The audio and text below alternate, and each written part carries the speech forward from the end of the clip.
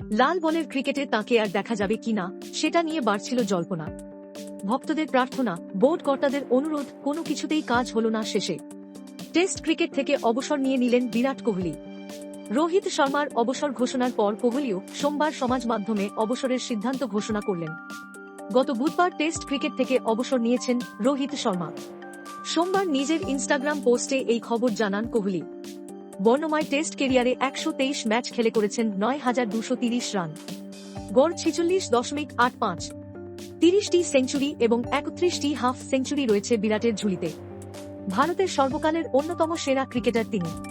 IPL এও আছেন দুরন্ত ফর্মে। এমন দারুণ ছন্দে থেকেও বিরাটের টেস্ট থেকে অবসরের সিদ্ধান্তে হতাশ হয়েছেন অনেকেই।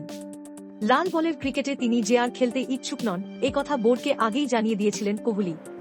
কিন্তু বোর্ডের পক্ষ থেকে তাকে অনুরোধ করা হয়েছিল সিদ্ধান্ত পুনর্বিবেচনা করার জন্য। কোহলি রাজি হননি।